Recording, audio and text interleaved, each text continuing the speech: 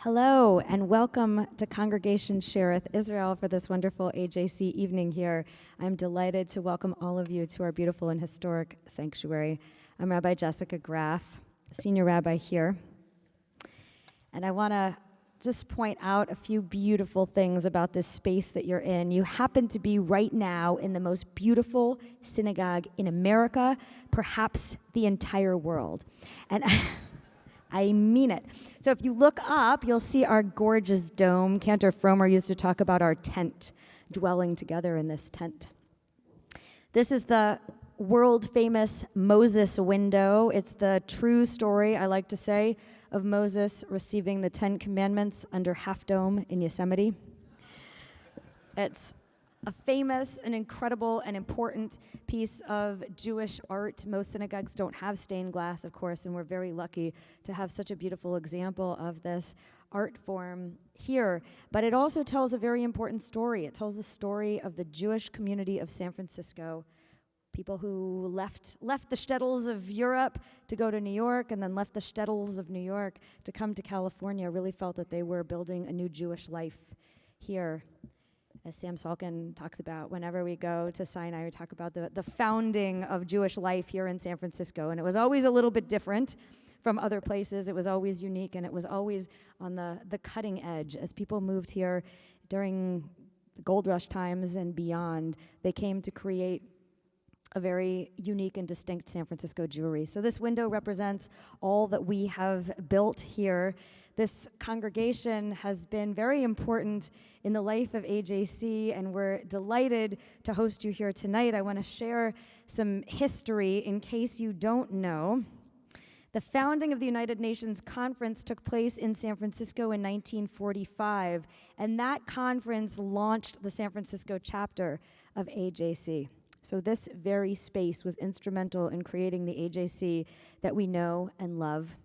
Rabbi Martin Wiener of blessed memory, senior rabbi number 8 of this congregation in its history. I'm number 10. My beloved rabbi, who I grew up with here, was a longtime board member of AJC and very much connected this congregation to AJC. We've also hosted a number of beautiful diplomatic Passover Seders here, and we look forward to welcoming you many times.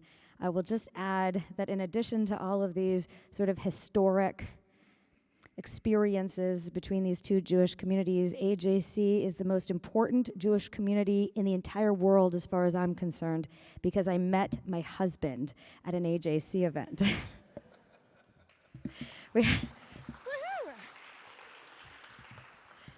My parents were very happy about that. Yes, we went to hear the Consul General of Norway speaking a number of years ago, and here we are today. So how's that as a lead-in, an introduction? I would like to introduce Dr. Jonathan Graff, who is a board member on the national board, also happens to be my husband and our next speaker.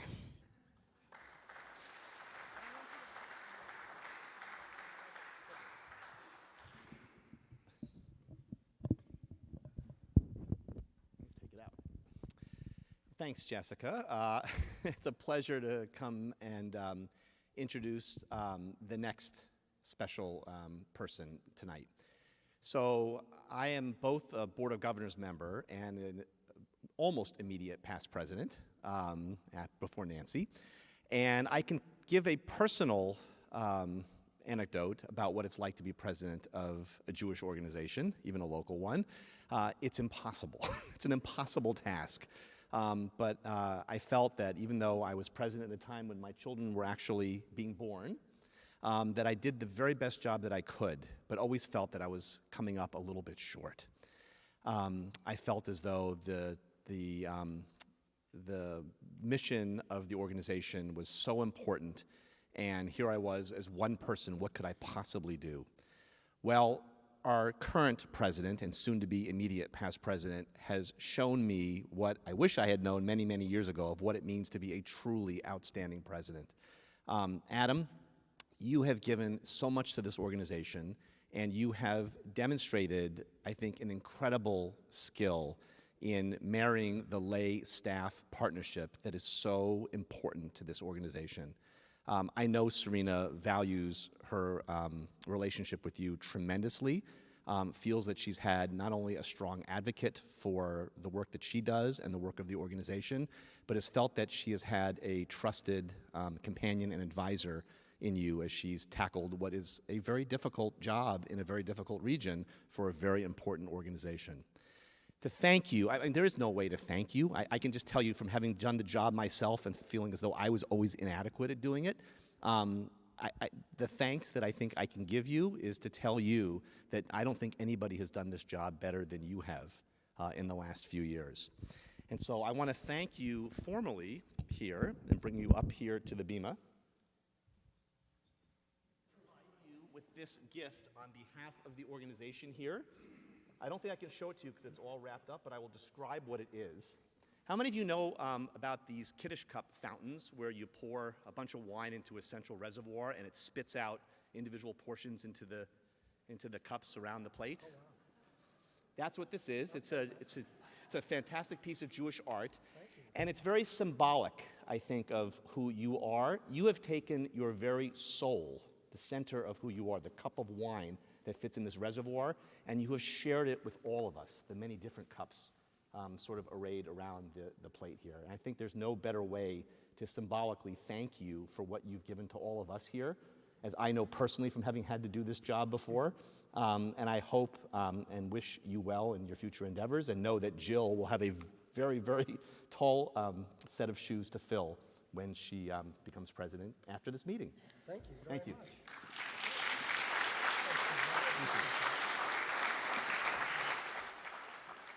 I'm going to put this somewhere where it won't break. So John, thank you.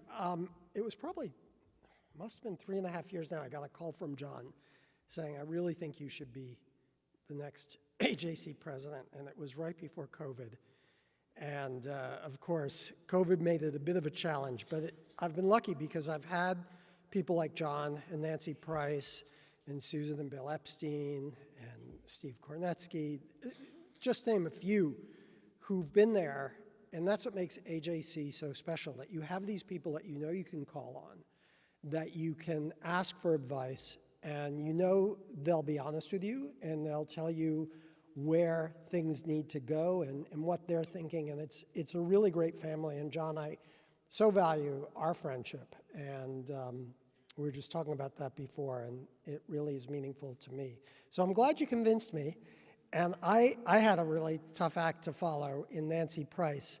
And Nancy did it twice, two-year terms, not consecutively. And she's really a hero of mine. So Nancy, thank you for being there for me and allowing me to shadow you. The other thing I'll say is the staff at AJC is incredible, but there is one person who is amazing, and that's Serena Eisenberg. She really, you'll hear more from Serena. She's staying in the AJC family, and I don't think I would have liked this job had it not been working with you. So thank you, Serena. One of the things that I really talked to Serena about when I came into the job was it seemed like most of our membership was either East Bay or San Francisco or some North Bay. But we didn't have a lot of people in the South Bay, other than Serena, really. And I felt we needed to expand. San Francisco, even with all the layoffs, is still the center of technology in America. And we did not have a good presence. And I think one of the things that I'm happiest about is that we now have a presence in the South Bay, and we have board members, significant board members, who are spending a lot of time on AJC from the South Bay. Mark Balch is one who's here, who's become a Comey Fellow, and it's huge for us because that is where so much of the political world is, the Jewish world is, and some of the controversies in the Jewish world are. And so for us to be successful, we need to reach that world. And I think that's one of the things I'm most proud of. We really started the DEI outreach for AJC here on the West Coast. It was right before COVID started. We started to have talking about how do we get involved with the tech industry. And thanks to people like Mark and others, we've really gotten a very good foothold there. And now it's become a national thing. And it's really, really critical. The other thing that happened, certainly, over the last 2 years, has been the ethnic studies issues. And I'm really, really proud of what the organization has done there.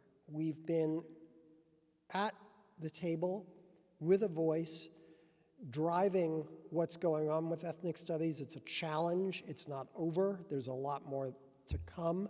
I think the fact that Jill Silverman, who will be your next president, has spent so much time there is so important because it's something that needs to continue. I also think what we've done at a time when we couldn't meet in person to solidify our relationships with the diplomatic corps here in the city has been huge. San Francisco is a city that, as all of you know, and some of you are diplomats here, is critical for diplomacy. And a lot of it has to do with the relationship between the tech community and different consuls. But I think the relationships we've built through all of the board members has been great. And then I think the other thing is COVID itself. It's sort of the elephant in the room we don't talk about. Being able to keep a board together at a time when we could not meet in person. And even if we could, it didn't always make sense for a lot of people too. And we figured out how to do that and keep the board connected and in fact expand it. I think that's been huge. And AJC is a great organization that has such a diverse board. And I think the idea of doing things remotely, it's changed the way we function as an organization and certainly as a board. And I don't think it'll ever be the same again, for the better. I think it's allowed people who might not have been able to come to a meeting in San Francisco to be more engaged. So I'm happy about that. Those are just some of the things that I feel really, really happy about. There are a lot of people here tonight who have helped us in many, many ways. And I'd like to acknowledge the following consular representatives, elected officials, and any civic leader who's here.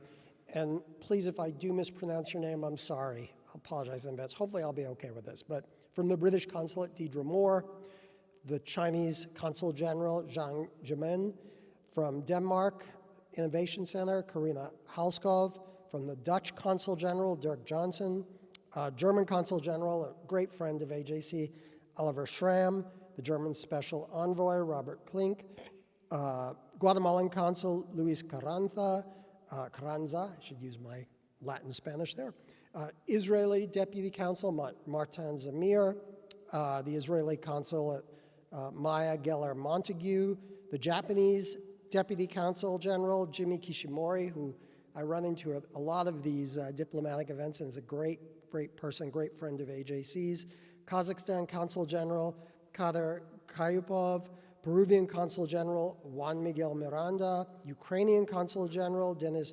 Martinenko, from Congresswoman Nancy Pelosi's office, Dan Bernal, Chief of Staff, California Assembly Member Phil Ting, San Francisco Supervisor Asha Safai, Oakland City Council Member Dan Kalb, Michael Pappas, the Executive Director of San Francisco's Interfaith Council, the Muslim community partners from the Pacific Institute and Islamic Networks, and a special thank you to the consular representatives and elected officials in attendance tonight who I did not mention. I want to introduce you to someone who I think is just an outstanding special person, and that is Jill Silverman. Jill is in the front row, and Jill is your next AJC board president. And Jill has worked tirelessly for AJC over the past years, really focused on public policy and particularly ethnic studies.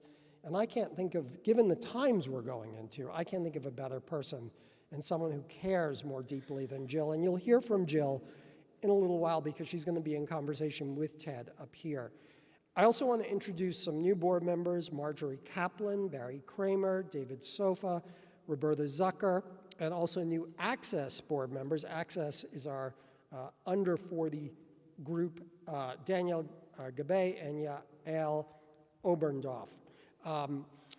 And then, of course, we're lucky that Serena is continuing with AJC at the national level, but we really lucked out and found an incredible person to succeed her, and that is Rachel Ehrman. And Rachel Ehrman is just a terrific person. She started last week, but she really started like 3 or 4 weeks ago.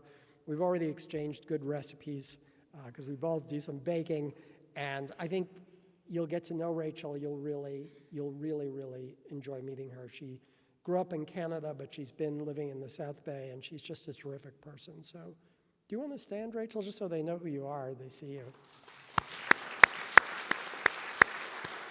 And this was a really exhaustive search, so I'm just really happy to have Rachel here.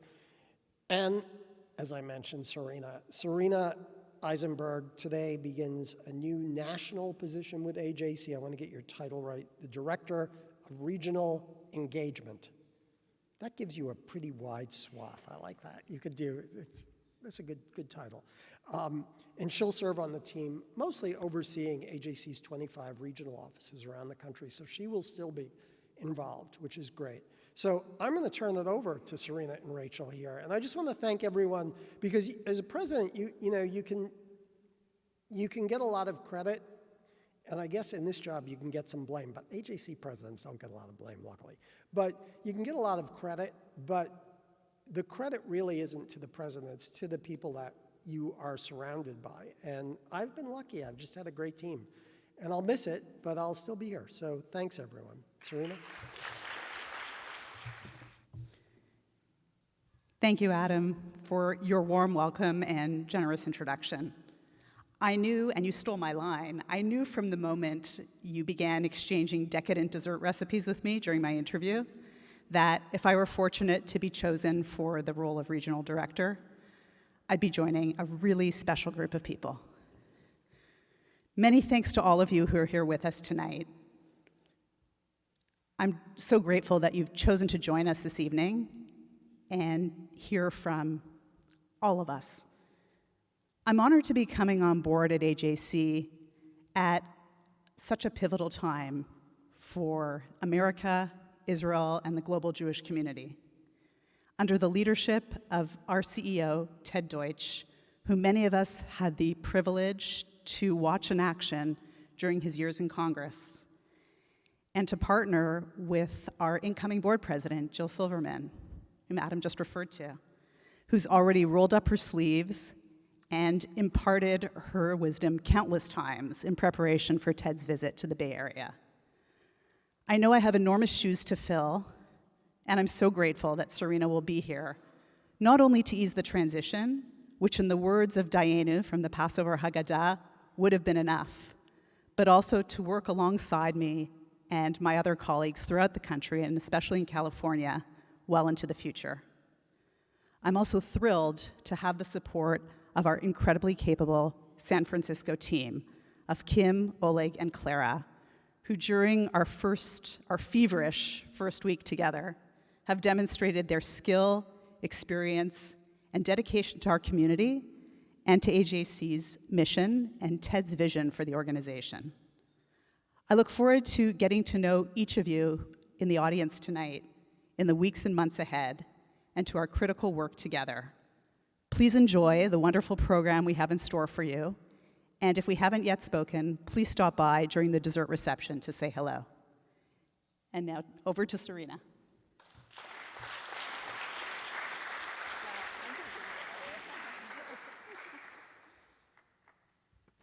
It's kind of a relief. Good luck.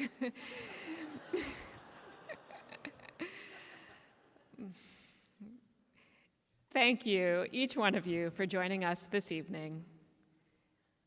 Dignitaries, community leaders, above all, dear, dear friends, plus my new and inspirational boss, Ted.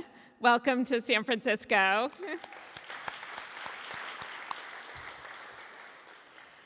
We gather on auspicious evening. It's the Jewish holiday of Lag BaOmer, a night when we light bonfires around the world to celebrate the resilience of the Jewish people throughout our history. Tonight, we celebrate the work of AJC, which for over a century has carried the torch of global advocacy for the Jewish people, advancing democratic values for all. In California, we've had enough wildfires. But join me for a moment, it's a bit corny, but indulge me, by imagining a few candles. And we're going to wish happy birthday to Ted, who had his birthday yesterday, and Adam, whose birthday is this week. And just think about how much each one of us is really a bright, shining light of inspiration that drives our work forward.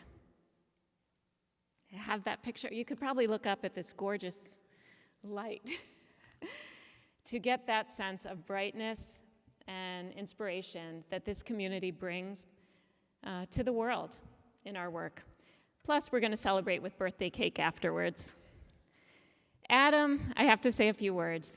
Despite living on 2 coasts and traveling constantly with 2 jobs, you have been a phenomenal president and partner, always available for strategic advice, skillful guidance in growing our board and our tech initiative, blocking and tackling when needed, above all, friendship and fun, and for those of you who don't know, he's our resident wine and spirits expert. This is the real reason for this kiddish cup that overflows. He has brought a much higher quality of wine to AJC, and we thank you for that.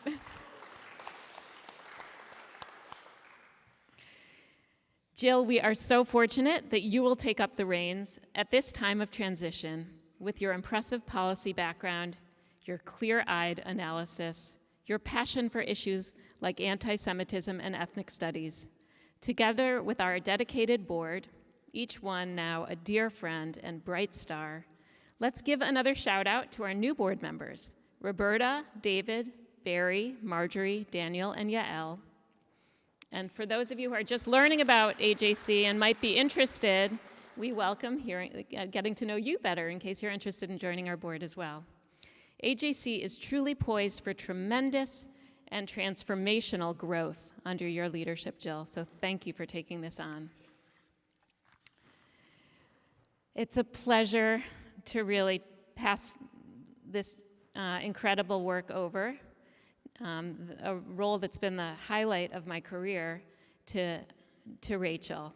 You are joining such a strong team, our dynamic development director, Kim Bistrong, our brilliant assistant director, Oleg Ivanov, and our capable events coordinator. You guys wave, hi. These guys are the true heroes of the whole evening. And Clara Kunradi, who's probably out dealing with the reception in the back. She's our incredible events coordinator. Along with the whole global staff of AJC, I wish you every blessing and none of the headaches as you lead our AJC Northern California region. Congratulations and b'chatzlacha. Okay, now it's my pleasure to introduce a legend, Alon Tal. He's truly my hero. Alon has been a tireless advocate for environmental sustainability and cooperation and peace in the Middle East. He is a scholar. His books include Pollution in the Promised Land. Is that a great title? Pollution in the Promised Land, Water Wisdom, and Speaking of Earth, Environmental Speeches That Moved the World. He is also an activist and institution builder, most recently serving as a member of Knesset in the most diverse government in Israel's history. He does it all with tremendous energy and optimism, a zest that is best experienced hearing him play with his bluegrass band on the banks of the Kinneret, or even just over a cup of joe during one of his sabbaticals at Stanford. Alon, I'm so honored to call you friend, and thank you again for speaking with us this evening.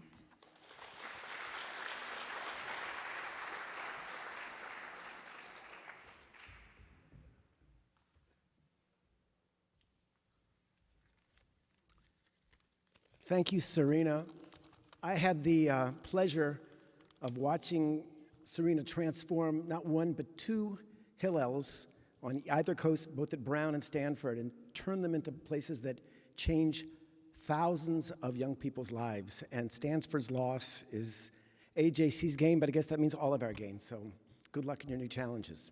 And I also want to wish good luck and batzlacha to Ted. You know, I'm teaching a course now at Stanford. I'm a visiting professor on public policy and climate innovation. And today we did a deep dive into the Inflation Reduction Act. And I said with some regret, if only in 2018, the Energy Innovation and Carbon Dividend Act or bill that had been proposed by Congressman Deutch, if only then we'd been passed, we'd be 5 years ahead of the curve and we wouldn't be playing catch up. So I think that it's remarkable that you have somebody who is such an environmentalist, and just you should know all the other Jewish organizations in America. Now the bar has been set in terms of piety and kashrut, because at least according to Wikipedia, you have a vegan who's running the show here now, and there's nothing more kosher than being a vegan. But I do want to say this, because I think it's important for me, as somebody who belongs to a party, the Blue and White Party, which is a middle-of-the-road organization. We're doing very well in the polls now, if you notice, but I did want to say that nothing bothered me more than the sense that because you're a centrist, you are somehow a little bit parva or anemic. No, I believe in a muscular middle. And AJC is an organization which represents the consensus of the Jewish community, has shown years and again that just because you represent a consensus doesn't mean you have to be meek or cautious. And the American Jewish Committee's position when Israel was created and during the Civil Rights Act, and I read today that they filed a brief with the Brown versus Board of Education. And so I expect AJC's next big thing to be to join the global climate movement, because I think, certainly speaking on behalf of the Jewish young people, both in Israel and America, and I'm in touch with all of them, there is no issue which concerns us more than the future of God's creation. And the American Jewish community, just like they were disproportionately represented in the civil rights movement, I think they have a place at the table in the climate movement. So I'm throwing that out there in that gauntlet. But let's talk a little bit about this notion of climate, because it's something that I think we don't realize how much is at stake. Martin Luther King once said that, you know, there is such a thing as being too late and missing the train, and we are now in that great race against time. And as we look at the figures that are coming out, it's really deeply disturbing. I mean, I'm not just talking about the millions of refugees in Pakistan, because here in California there are climate refugees, or at Lytton, British Columbia, where they had 122 degrees, unimaginable 2 summers ago, and then the whole city burned down. But, you know, they have fun facts in some field. I think we have frightening facts in climate. I think my favorite from Al Gore's most recent podcast is they took a look at the 20 cities that have hosted the Winter Olympics, and today only 9 of them have enough snow and ice to do it. That's how fast this planet is changing. And so when I think about this, I think about that we look at these statistics, we don't realize that they are averages. And every average is driven by the extremes, by the hotspots. And the Middle East is a climate hotspot. For places like Baghdad, where every summer the temperature goes in excess of 50 degrees, I think that's 122, an air conditioner is the difference between life and death. In Cairo, 2 summers ago, there was a heat wave. 40 elderly people couldn't get out of the building because the elevator wasn't working, and they just cooked. They all died. So we're talking about serious, serious challenges in our region. Now, this creates opportunities, and indeed, the previous government did have, I think, a huge breakthrough when Israel and Jordan signed an agreement where Israel would send them water, because Jordan, most water-scarce place on the planet now, in the capital of Amman, they get water 8 hours a week, and God help the family that doesn't fill up their cisterns if they want to have laundry and showering during the weeks. So we're going to send them water, but they're going to send us clean energy. And that whole agreement was signed under Secretary Kerry's blessing at the recent COP UN convention in Sharm. So there's things that we can do with this challenge. But Israel also is facing all of the extreme conditions that we are so fear for the future. It's almost like a fast forward. I mean, if the world average temperatures have gone up 1 degree Celsius. In Israel, it's over 2. And if you take Tel Aviv with its heat island, it's more than 4 degrees Celsius every August. Think about that, what that means in terms of 10 degrees in Fahrenheit or something. That's a big, big difference. And let's talk about the sea level rise. It's an average of 3 centimeters. In Tel Aviv, it's 10. And before this terrifying tipping point that the world faces. Every year we have extreme weather events that are supposed to be 100-year storms where the city of Nahariya is essentially turned into Venice or something much wetter than that. And 3 years ago, a young couple got stuck in an elevator with a power outage during a major storm and simply drowned because the whole area got flooded. We are seeing the extreme effects in Israel. And the question is, are we doing enough? And I have felt for some time that Israel needs to up its game. Now, I'm very glad and proud that Prime Minister Bennett, the previous Prime Minister of Israel, before he went to the Glasgow Climate Conference, did something very, very surprising. He announced that Israel in 2050 would join, which I believe is no longer a special, but a large number of nations who have pledged to get to net zero emissions of greenhouse gases by 2050. And that's an extraordinary commitment. And it happened that the very day that he made that announcement, we had a meeting of the coalition. It was sort of a pep rally to remind us that we were all doing something very, very special. It was the last one we had. If we'd done it maybe every other 2 months, I'd still be in the Knesset today. But I came up to him and I said, that was so wonderful to hear you make that announcement. And then he switched into English because, Bennett's family's from Berkeley. And here's another secret. Bibi Netanyahu speaks English very well, but Naftali Bennett speaks even better, I think. Anyway, he says to me in his California English, he'd like to switch to it. He said, Alon, we had to do it sooner or later. And what's the point here is that he was heading off to Glasgow to rub shoulders with Boris Johnson and, of course, President Biden. And he wanted to show them that Israel was stepping up to the plate. And the importance of peer pressure and American leadership could not be more important in this area. And the American Jewish Committee has leadership in this area as well, especially with somebody like Ted Deutch's credentials in this field. So I really want to say how important that was. Now, when I got to the Knesset, I was a member of the Health Committee. For political reasons, they didn't let me on the Interior and Environment Committee, but I went around them. And I went to the chairwoman of the committee. Her name is Silverman. Today, she's Israel's Minister of Environment. At the time, we were good friends. They were bitter adversaries because she jumped ship. But then I came up to her and I said, Idit, you need to have a health and climate subcommittee. And I need to chair it. And I started going on and on. She said, Alon, you can stop here. And that's very unusual for a rival party to give somebody a plum like that. She said, I'm going to give you that subcommittee. And here's the reason why. She said, I have a 15-year-old son. And he has a poster of a woman in his bedroom. Now, Idit Silverman is an Orthodox Israeli. I said, Idit, that's highly irregular. She said, yes, but the picture is Greta Thunberg, the young Swedish climate activist. And we all love Greta Thunberg. So it just shows how far that reaches. If Orthodox Israeli boys are putting Greta Thunberg's picture on their wall, that's a sign that we can do better and get together. But Israel doesn't have the kind of real milestones that we need. We're only pledging for 27% reduction in our emissions by 2030. That's about half of what America's doing, only 30% renewables, where Denmark's already led 60%. So Israel can do better, and we must do better. And one of the things I did as a chair, I held a lot of committee meetings about this innovation, climate tech ecosystem, because Israel does have a lot to offer the world. And we have amazing startups that have come up. We have our own hydrogen company, H2 Pro, which I think could actually come through with a real breakthrough for the world. And not only I think it, Bill Gates gave them $100 million. So if Breakthrough Energies is supporting them, that's a good sign for the future. Food systems give us about 25% of our emissions because not everybody eats like Ted. So Remilk is an amazing company which literally has managed to give us cultured milk to distill out the proteins of milk, and the cream cheese there is as good as anything they have in Philadelphia, I can promise you. And Olive Farms, which is jumping. Forget the hamburgers. We'll leave that for impossible. They're going right to steak, and it's cultured steak. These are innovations that are coming out. But the same story was told again and again. We are suffocating under the burden of Israeli bureaucracy. And that was very hard for me to internalize as somebody who's always been a regulatory zealot. If you have an environmental problem, hit them with a reg, and if it doesn't work, hit them with another one. Eventually, they'll break.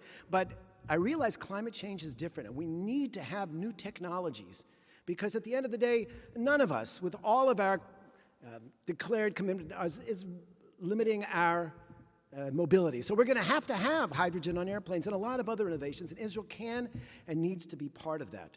I think we can do a better job. It needs some help. Now, I'd like to take my last 4 or 5 minutes, if I might, and talk a little bit about democracy, because that is sort of an elephant in any room you are when you're talking about Israel.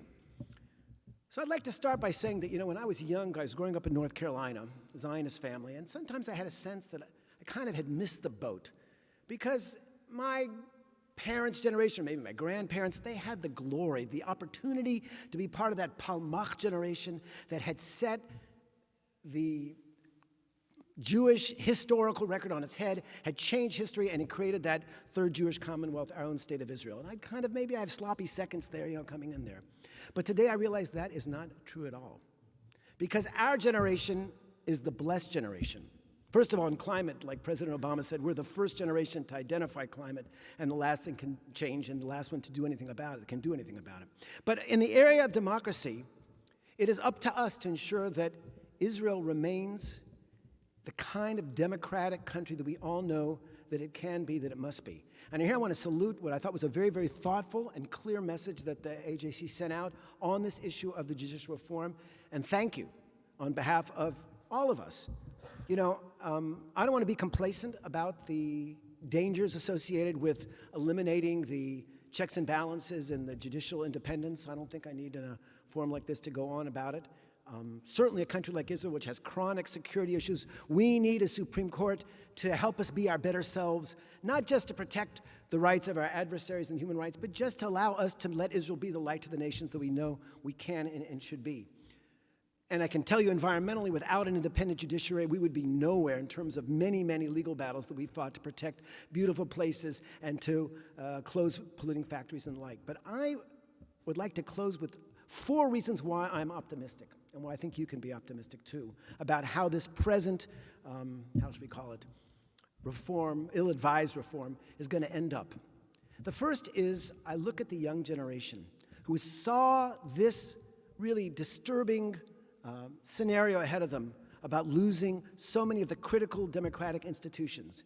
And instead of, changing the channel or bringing in the subtitles on their Netflix account or getting on the plane to Nepal, they doubled down on democracy. And they are in the streets. And I see my daughter sending me, photographs on text of her lighting bonfires in the main streets of Jerusalem. And I'm like, wow. I missed Berkeley when I was in the 60s. I was too young, but she is getting this kind of experience, and it's really, really exciting to me see how the young people are pushing us, both on climate but also on democracy. The second reason, I think, for the first time, Israel's finally addressing issues that we should have addressed a long time ago, back when we were punting on this issue of a constitution. And I happen to know personally, I think, all the negotiators from the opposition who are meeting in the president's house, and these are smart, principled people. They're pragmatic political personalities, and they represent, I think, everything almost all of us believe is certainly the kind of things that AJC has articulated, and they will do what needs to be taken. We need to start thinking really longer and deeper how we're going to preserve a Jewish state, given the fact that there are demographic shifts and that the social mosaic becomes more and more complex. We can do it, but it's going to take a lot more thought and less sweeping under the rug than in the past. The third reason why I am optimistic is, well, I'm a social scientist, and I can tell you that it's extremely hard to change people's opinions about core beliefs. And anybody who's worked in politics knows if you've voted for the same party 10, 11, 12 elections in a row, to get somebody to shift their votes is very difficult. And that's why we saw 5 consecutive elections of stalemate. And if you read the papers, there has been a tectonic shift. And I think this speaks well to Israel's pragmatism, to the fact that Israelis are nimble. All the people, right, left, that most of us really want the same things, and this refusal to allow extremists to hijack our future. And so the fact that the map is shifting, it gives me great hope, because, wow, my party now has 29 seats, so I'm heading back where I want to go. But more importantly, I think it does give us a sense that Israel does share these key values. And the fourth and most important one for this particular context is the fact that this present sort of, judicial nightmare, but it has reminded the Jewish world, Israelis, that we have partners in the Jewish communities around the world, and we share the same responsibility. And just yesterday, I was in Sunnyvale, California, giving a rabble-rousing speech. None like this is very, very polite and appropriate. But it was amazing. And there you had the reform and the conservative movement of all people. I'm a very devout conservative Jew, and they're also stepping up to the plate. And this is the time for all of you. And I really want to thank AJC for not being afraid and not being meek. And this is exactly the time when all Jews in the world, anybody who cares about Israel, needs to stand up and be counted. So to wrap it up, I just want to say that the Jewish people's challenges and Israel's challenges and the planet's climatic challenges are far too serious to be left as a spectator sport. We need players, and by being involved in AJC and being a voice for Jewish political activism, you are playing, and I ask you to continue, and thank you for all that you're doing. Toda rabba.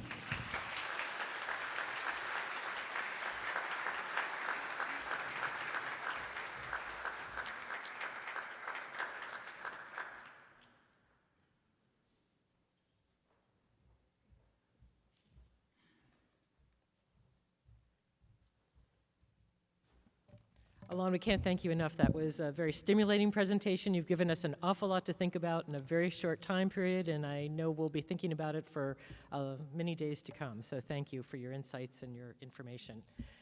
At this point, I've been told that I'm supposed to say a few words about my thoughts about taking on the presidency. And I don't think I can do that in a couple of minutes. I am very thrilled, I am honored, and I am scared. And scared because I'm following Adam, who has been said, has done a phenomenal job. They are huge shoes to follow, but the good news is Adam has promised he's not disappearing. He will be there by my side for advice and guidance and a glass of wine now and then when we need it. So I look forward to that. I want to thank Kim and Serena, who originally reached out to me and introduced me to AJC and invited me in, and then to the many people who welcomed me and shared their insights and their advice, and most of all, their friendship. And as I look around the room, I want to thank all of you, because some of you who have become very dear friends, some of you who I'm getting to know who I hope will become dear friends, but that's really what AJC is about. It's about changing the world, it's about protecting the Jewish people, but it's also an amazing community of people who are ethical, who are committed, who are bright, and who actually are willing to roll up their sleeves and get things done. So as I go into this year, I look around this room and I look at you all as my partners, and each and every one of you, to help me and move this forward so that we can have that success.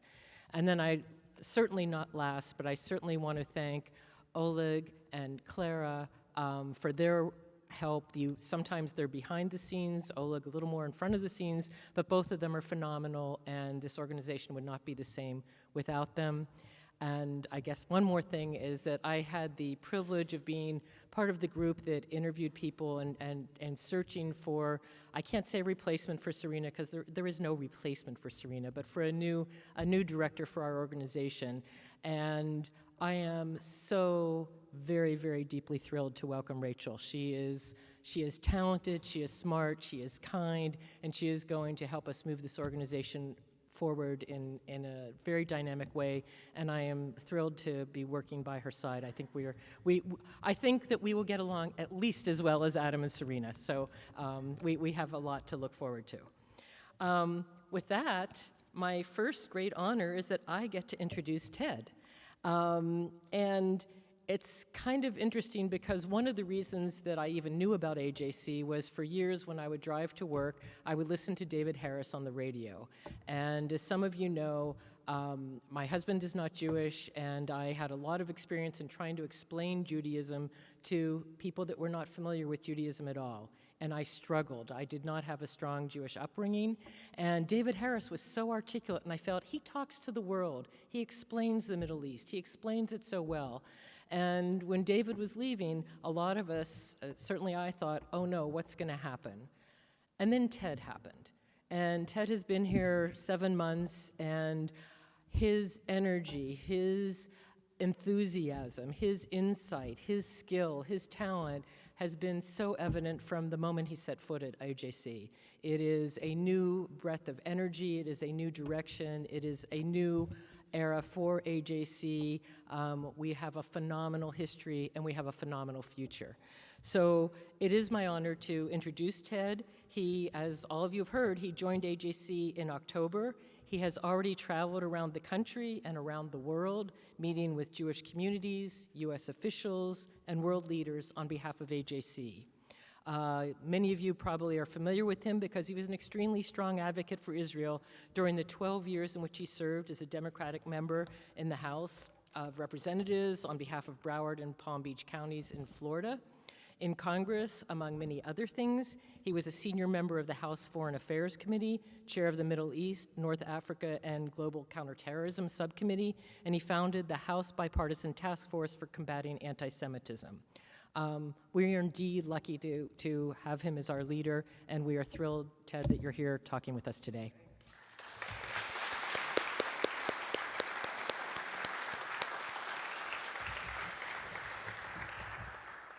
You want this one or this one? You want right or left? I don't I'm happy Okay. to come over here. Okay. So we're gonna do this as a Q&A, right? Great. Can I say one thing before? I just want to say, I have, in the 7 months since I started, I've been in synagogues davened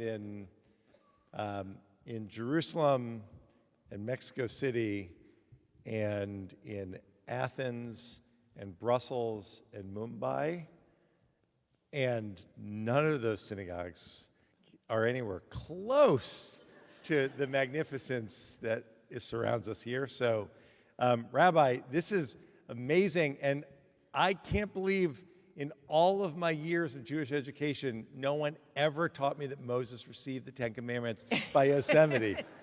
So thank you for that.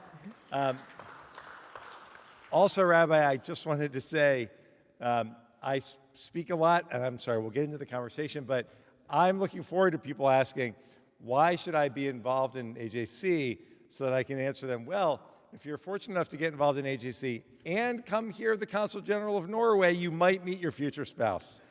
So anyway, thank you for hosting us. Sorry, please. Absolutely, that's great. Well, perhaps we can start by you talking about your transition from Congress. Probably one of the most partisan workplaces there is right now, to AJC, a profusely nonpartisan organization. How has that transition been, and how do you think your experience in politics informs your approach to things at AJC?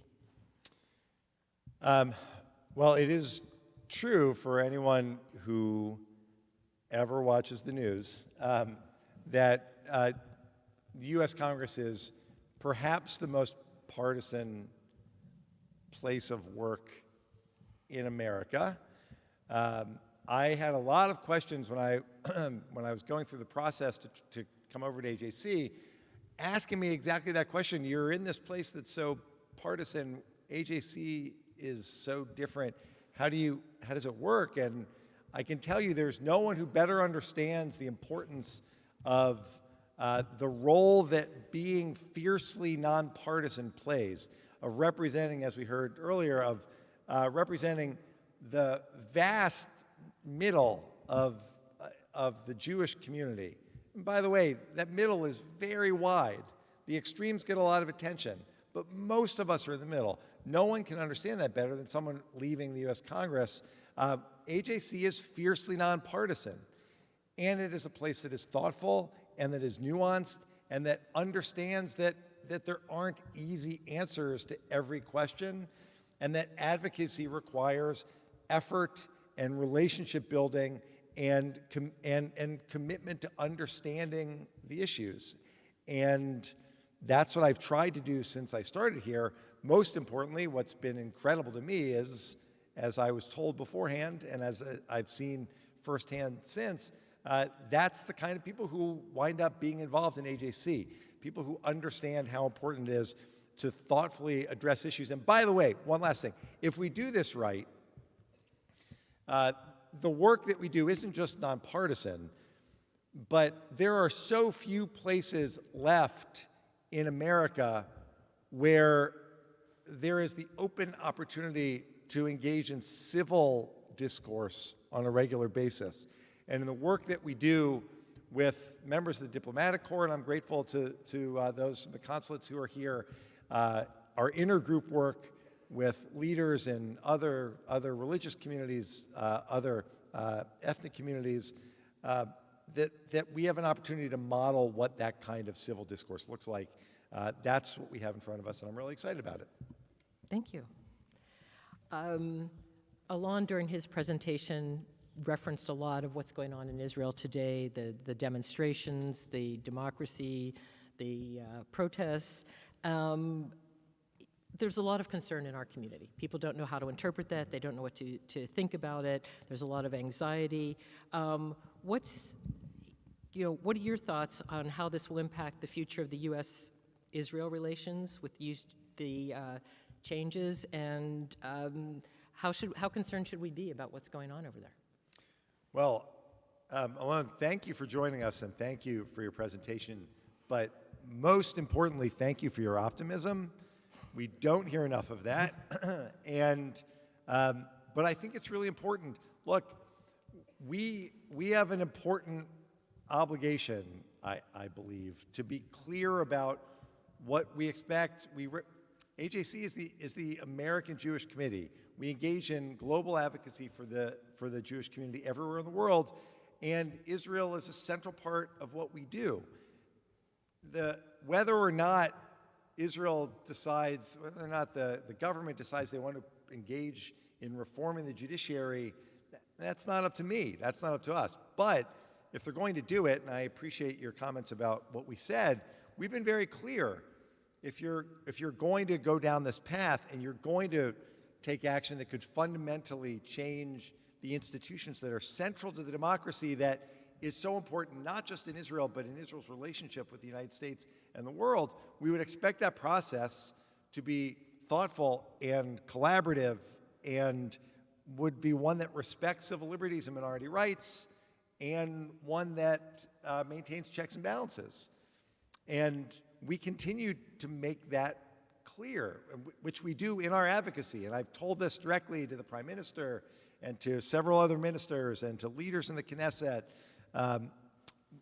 The AJC speaks on behalf of our members, but also diaspora Jewry matters greatly to us since we engage with them all around the world.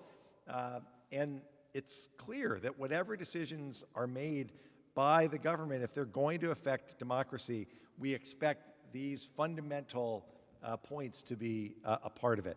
That's why we're so supportive of these negotiations that are still ongoing with President Herzog. And Alon is right.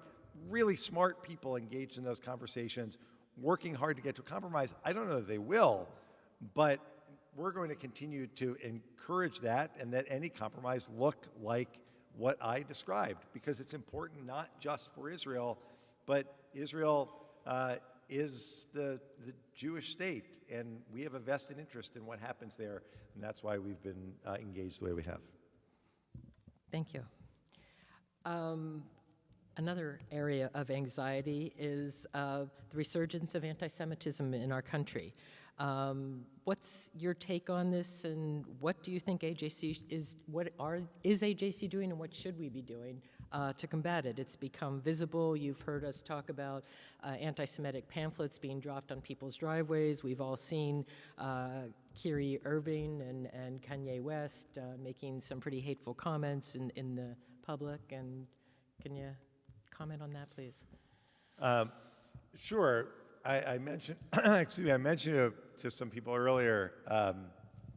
I had a lot of thoughts about what I would be doing when I came to AJC, and then in my first week, Kanye decided to go on his anti-Semitic rampage, thereby setting the tone for really, at least domestically, the work that we've been engaged in for the past 7 months now.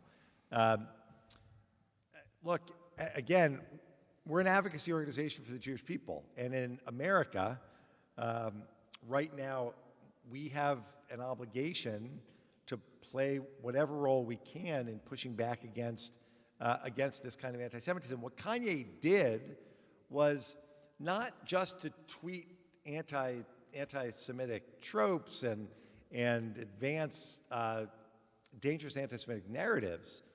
He invited the social media influencer that he is. He invited the anti-Semites out from under their rocks. He helped to, or tried to, and for a short time did actually normalize anti-Semitism.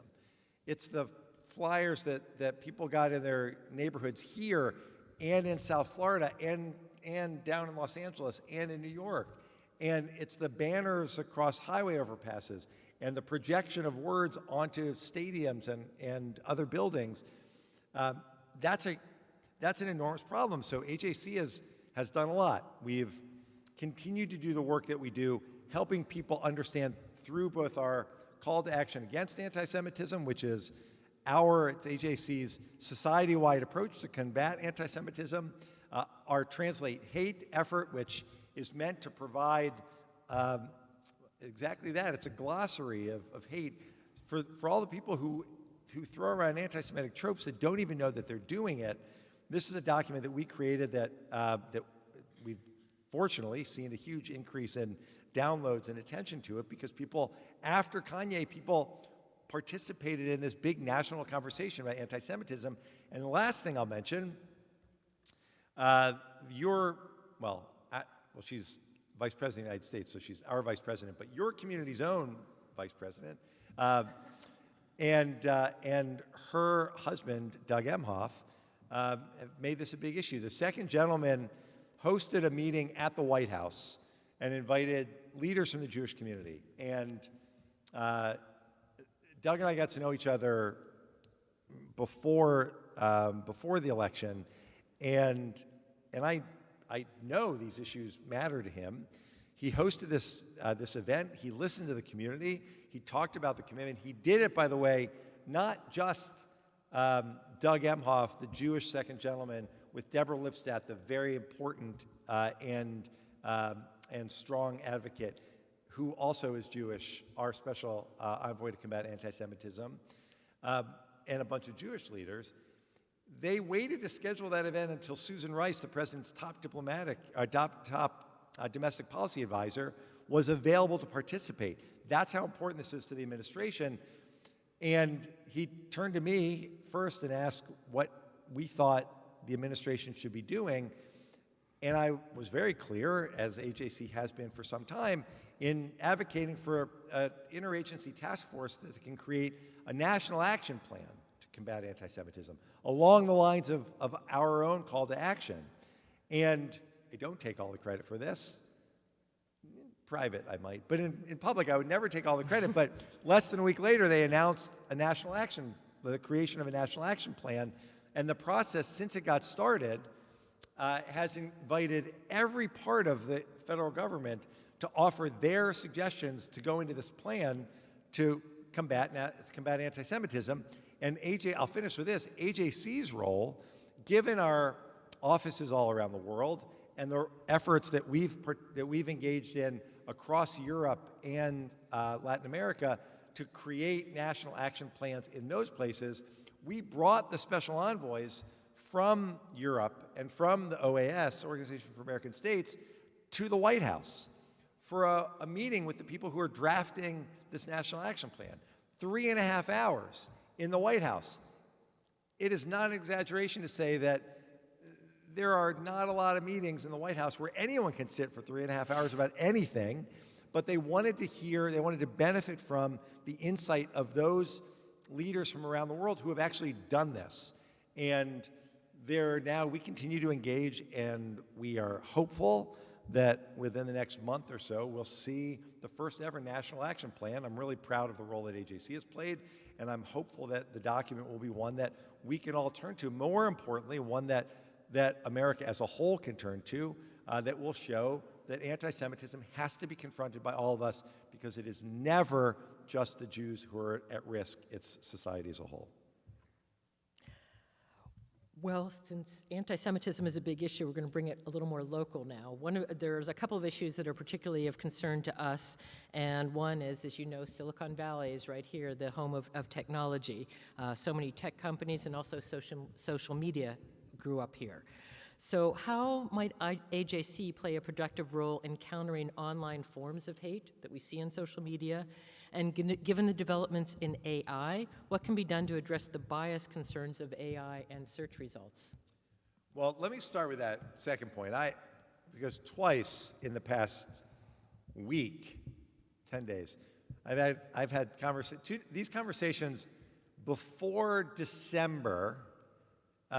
These conversations would have been, it would have been science fiction. But I was at an event in New York, and the honoree, it was a big dinner, there was an honoree, she gave a wonderful speech. So I walked up to her afterward to congratulate her on her wonderful speech. I actually told her, I said, it was just the right length. I said, it checked all the right boxes, and she said, that's exactly what ChatGPT told me. Like, literally, she fed her speech in to ChatGPT, and she described it, and this is a much more sophisticated tech crowd than I typically talk to, but she described it as if she were talking to the ChatGPT. She said, I submitted it, and then they said, this is a really good speech. And they complimented me on acknowledging the staff of the organization. I said, that's great. And then they told me that I should add 3 more examples. So she said, I did that. And then when I was finished, they said it worked out, it was just right, and it would go over really well. And then she looked at me and said, and they were right. That was one. Secondly, I had a friend, I don't think I would tell this anywhere else either, but I hope you find this interesting. So I was out to dinner with a friend who's an author, and she was putting something together that she ran through ChatGPT. She needed a bio, and ChatGPT described her as a critically acclaimed best-selling author. And she did the same thing. She said, I told it that I've never had a New York Times bestseller. And it said, well, okay, but there were 2 weeks, 3 weeks, whatever. You had the #1 book on Amazon for children's literature, and Amazon is the most important book seller in America, which makes you a best-selling author, so you can say that. Then she said, well, I don't have that many reviews, so I don't know, you can say I'm critically acclaimed. To which ChatGPT told her, but you've never had a negative review, which means you're critically acclaimed. And then the third one was the interview I had with one of our own Access leaders, who didn't need, by the way, she didn't need to do this, but we had this great conversation. She interviewed me in front of the whole board. Access, by the way, for those of you not aware, it's our young leadership group, really smart, thoughtful, committed young people. We had this great conversation, and I complimented her on the exchange, and she said, I really appreciate that. She said, I ran all the questions past ChatGPT just to make sure that they would go over well, and they have. So check, mission accomplished. Anyway, I tell those stories, one, because I'll probably never get to tell them publicly again, but also, there's an enormous amount that we can do right now, especially on AI.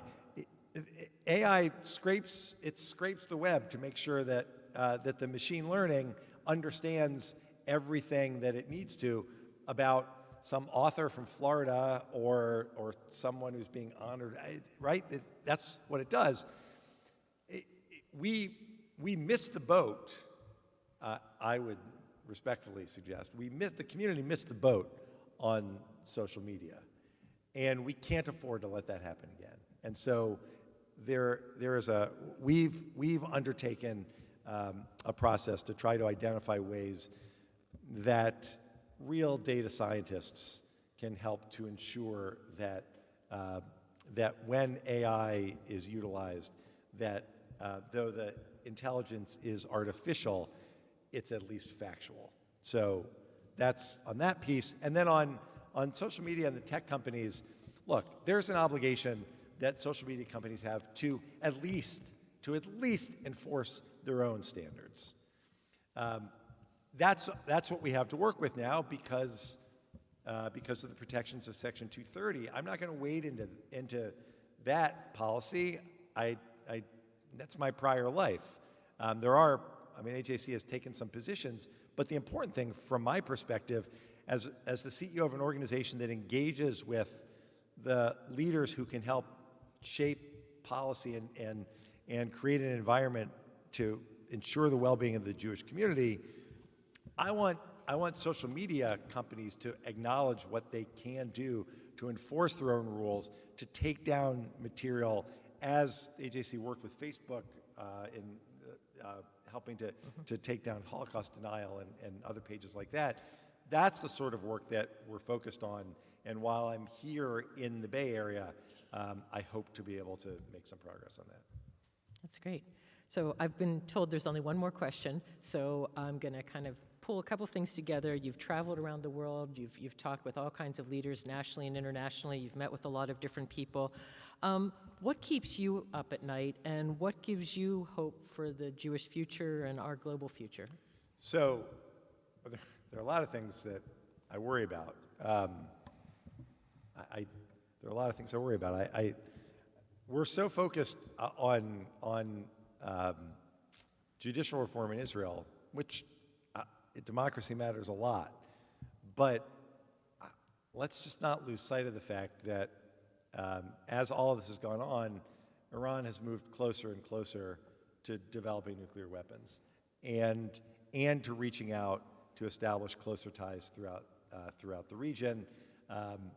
I worry a lot about that. Oh, even, by the way, as they're delivering killer drones to Russia to kill Ukrainians, I think we need to really be focused on that. The second thing I worry about, and I said this earlier, and I apologize for those of you who were with me a little bit earlier, but we want people to care about the community and the future of the community, and that cannot just be about fighting anti-Semitism, as important as it is. We can't let the anti-Semites define the work we do. We can't let the anti-Semites define the story of the Jewish people. It's really important and we can't let, by the way, we can't let the only history that we pay attention to be the Holocaust.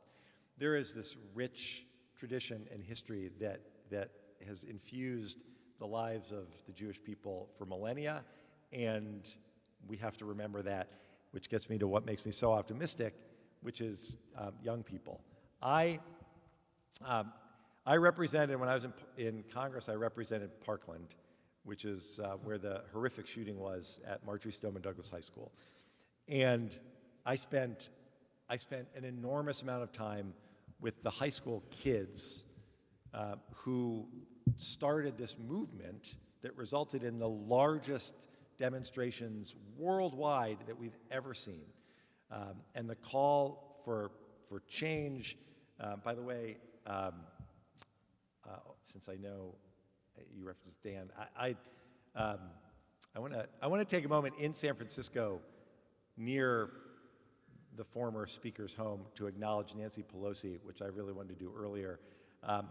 All of the work that I did in Congress, my work advocating for Israel, the work I did in trying to stand up for the Jewish community, the work I did even here in fighting against gun violence, all of that work I was able to succeed in because the speaker put her faith in me and let me take the lead. And I'm in San Francisco, and I really wanted to acknowledge that. Thanks. So supportive. She also asked me to chair the ethics committee and then made me do it for a record amount of time.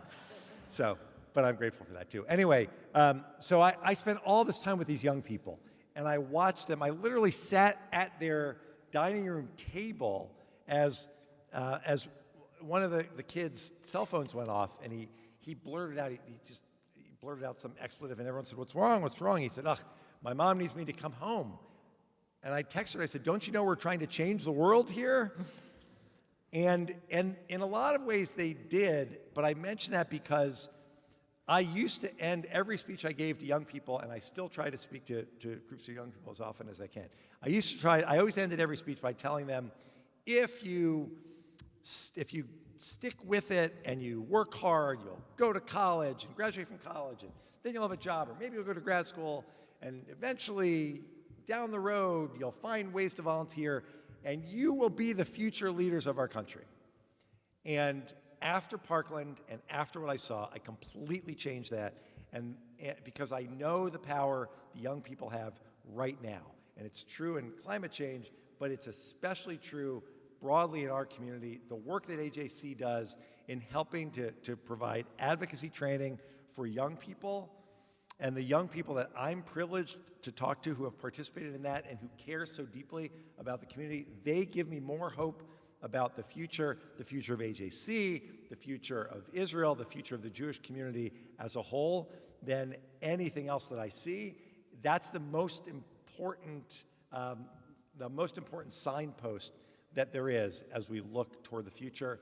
And I'm so, so grateful for the opportunity that I have to spend that time with them, but more broadly to have left that, as we started this conversation, that highly partisan place where half the people were spending all their time trying to figure out how to bring down the other half of the people, to come to lead an organization with incredible staff and remarkable lay leaders, where all of us want the same thing, which is the strongest possible Jewish community through our advocacy for them and for Israel, with a fundamentally vibrant democracy holding all of us together. Thanks for giving me that opportunity, and thanks everyone for giving me this chance tonight.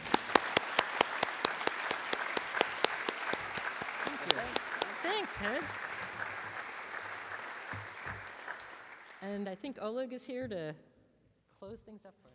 Oh, and Yael, too. While Oleg comes up, because I was in Congress once, so I still have a hard time giving up the microphone. Who knows? Raise your hand if you know that right now we're in the middle of Jewish American Heritage Month. I'm going to attribute that to AJC's advocacy in San Francisco.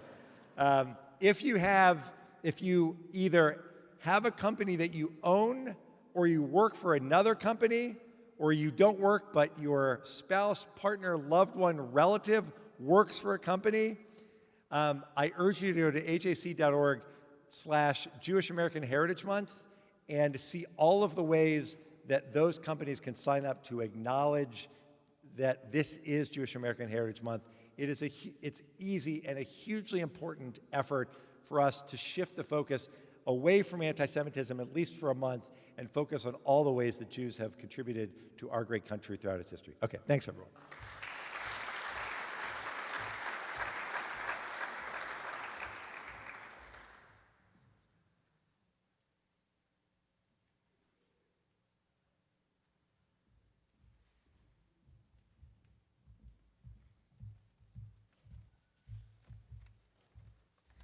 Good evening, everyone. Thank you, Ted and Jill, for that illuminating conversation. My name is Oleg Ivanov. I'm the Assistant Director of AJC San Francisco. Joining me on stage is Yael Oberndorf, a member of our Regional Board of Directors and Access Steering Committee. Access, AJC's Young Professional Division, empowers Jewish leaders to advocate on behalf of critical domestic and global issues facing the Jewish community. Yael earned her BA and MA at Stanford University and works as a product manager at Amazon.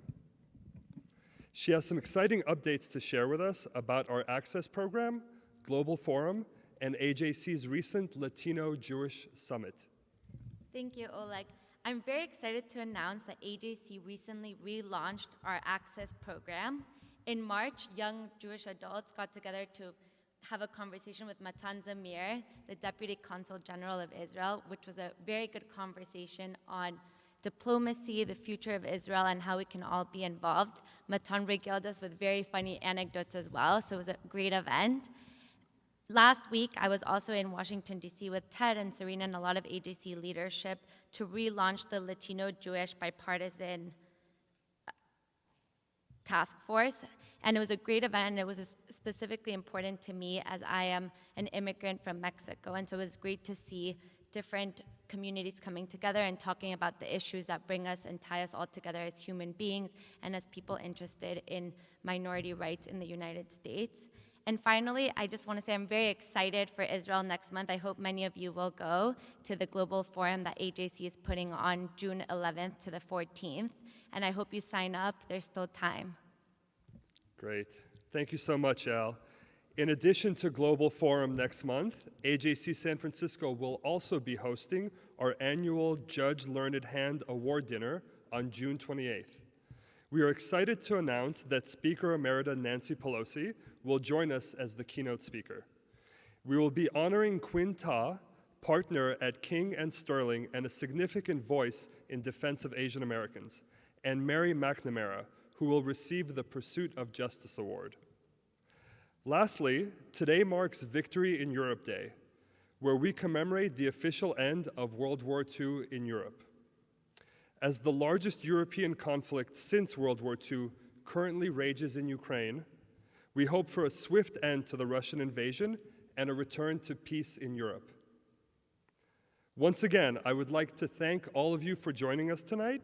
Now please help us celebrate Adam and Ted's birthdays with cake and other treats in the back. Thank you so much. Thank you.